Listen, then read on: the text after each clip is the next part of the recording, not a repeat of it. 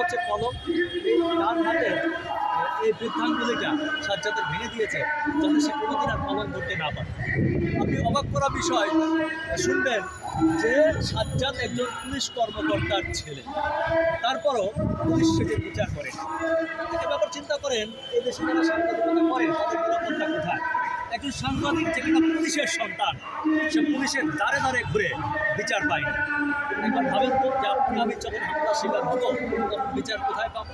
আমি যাবৎকালে সংবাদ প্রকাশ করতে গিয়ে, নিউজ করতে গিয়ে 11 বার হামলার শিকার হয়েছে। আমার হাঁটুতে সবসময় কাটা দাগ থাকে। আমাকে এই 11 বার হামলার বিচার করতে আমি নিজেই পাই। এই কারণে নির্যাতিত যারা হচ্ছে সেসব সাংবাদিকদের পক্ষে কথা বলি।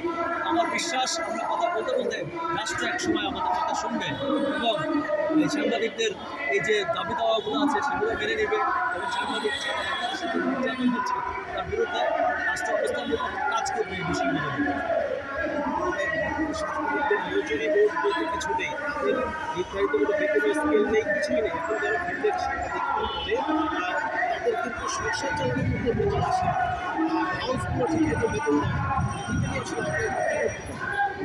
সব কিছুতেই একটা নীতিমালা দরকার এবং সাংবাদিকদের ব্যাপারে বিশেষ করে যারা ফিল্ড পর্যায়ে কাজ করে এবং বিশেষ করে যারা মাল্টিমিডিয়া সাংবাদিকতা কাজ করে তাদের কোনো নিয়ম শৃঙ্খলার টোটালি নেই।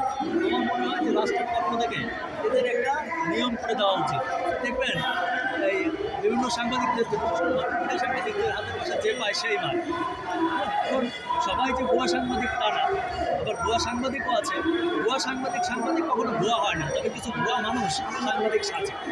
তো এরকমও মার খাচ্ছে, যার ফলে টোটাল একটা বিতিকিচ্ছিন্ন অবস্থা শুরু হয়ে গেছে। এটা বাজে সিচুয়েশন। এই সিচুয়েশন থেকে সরকার রক্ষা করতে পারে। সরকার যদি একটা